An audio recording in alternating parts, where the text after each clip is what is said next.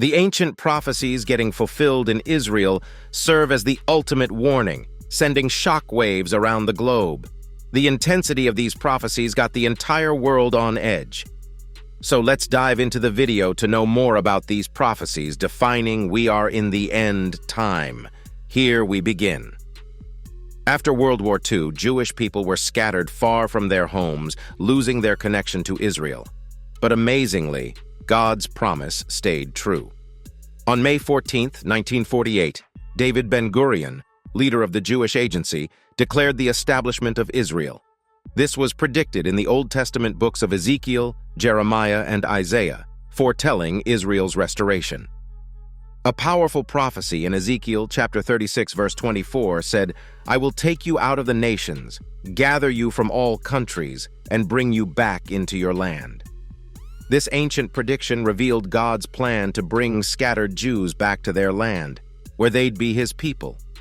In Jeremiah chapter 30, God comforted his people, promising to bring them back from captivity and restore them to the land he gave their forefathers.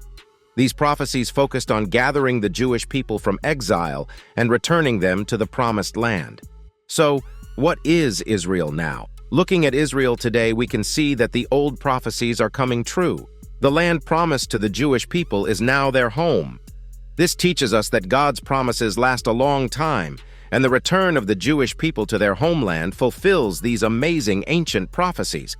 But there's more to it. Today, Israel faces tough, dry, and humid weather with barren land. Despite these challenges, something incredible is happening.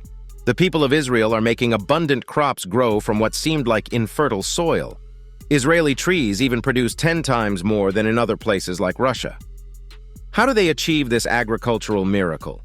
They believe in God's promise from Zechariah chapter 8, verse 12, which says, "The seed will grow well, the vine will yield its fruit, the ground will produce its crops, and the heavens will drop their dew." It might sound unbelievable, but God's promises unfold right before us. The fulfillment of these ancient prophecies is truly amazing to witness. One of these prophecies, spoken by the prophet Zechariah, relates to the current political situation in the Middle East.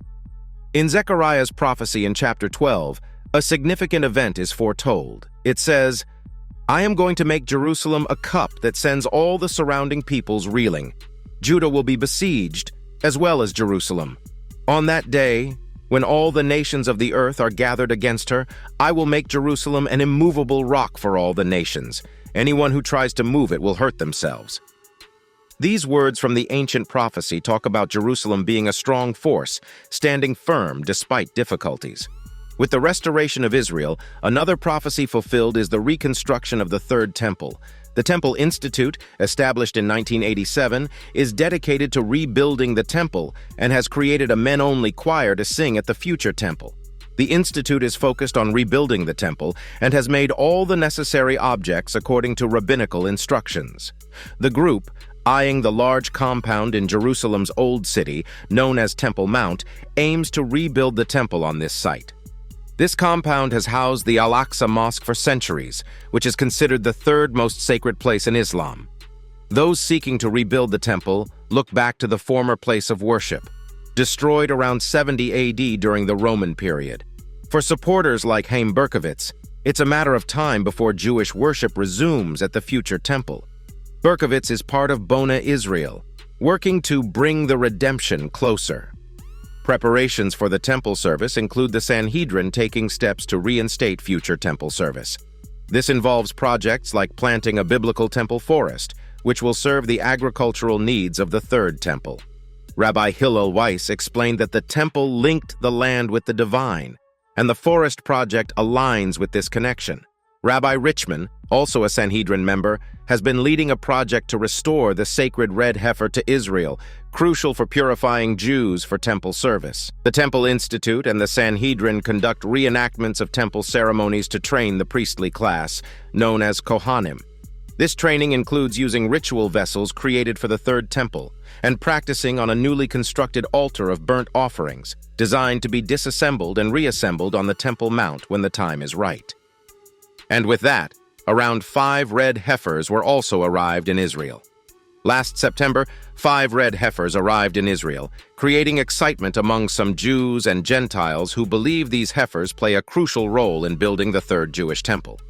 Currently held in a secure, undisclosed location, there are plans to move them to a visitor's center in Shiloh, a historical site where the Tabernacle of the Lord once stood. The significance of these red heifers is rooted in the Book of Numbers, which explains that their ashes are used to purify priests for their service in the temple. The specific requirements for a red heifer include being at least 3 years old with no blemishes, even one white or black hair during that time span. As outlined in the Bible, the ceremony needs to be performed on the Mount of Olives in a location that directly faces where the temple once stood. Rabbi Yitzhak Mamo, the owner of the land on the Mount of Olives, emphasized the importance of the location aligning with the priest's view of the holy place. He expressed hope that within a year and a half, the ceremony of the red heifer could take place in this area, marking the first step toward rebuilding the temple. The ceremony requires priests who have not been defiled by touching anything dead. Rabbi Mamo mentioned that the Temple Institute has 9 pure priests who were born at home, avoiding contact with anything considered impure. These priests are ready and waiting for the ceremony. Byron Stinson from Bona, Israel, involved in finding the red heifers in the United States, believes the ceremony is likely to happen around Passover 2024 or possibly Shavuot 2024. He mentioned that this timeline aligns with the heifer's age and the proper ceremony schedule. The anticipation among these groups reflects a deep commitment to fulfilling biblical prophecies and rebuilding the temple, with meticulous attention to the specific requirements outlined in the scriptures. This suggests the fulfillment of another prophecy of end times, the Antichrist's role in the temple. According to ancient prophecies, a period is foretold where the Antichrist will deceptively pose as the Messiah of the Jews and defile the temple. This unsettling revelation is reiterated in 2 Thessalonians, where the Apostle Paul speaks of the man of lawlessness infiltrating the temple and declaring himself as God. In 2 Thessalonians chapter 2, Paul warns, "Let no one deceive you in any way, for that day will not come unless the rebellion comes first, and the man of lawlessness is revealed, the son of destruction, who opposes and exalts himself against every so-called God or object of worship, so that he takes his seat in the temple of God, proclaiming himself to be God." The present location where the first temple once stood is now occupied by the Dome of the Rock, a significant Muslim structure. In recent years, Islamic authorities have officially denied the existence of a temple on these grounds. However, meticulous excavations by British archaeologist Robert Hamilton following the mosque's destruction in a 1927 earthquake revealed that the Al-Aqsa Mosque was initially used for Jewish ritual preparation for entering the temple. Recently, a ceremony for the Third Temple has happened. The ancient water ceremony for the Third Temple was recently reenacted on October 12th. Led by Kohanim, priests, and Levites with musical instruments, the procession started at Shahar Hashpat in Jerusalem's Old City, proceeding joyously to Shiloh, Siloam Springs, a site used during the time of the temple. A golden jug was used to collect water, followed by the priestly blessing and the Hakel ceremony, occurring every 7 years. While the water libation isn't explicitly mandated by the Torah, it's part of Moses' oral tradition and brings joy to the holiday. During the final 6 days of Sukkot, the water libation aligns with the pouring of wine during the morning service.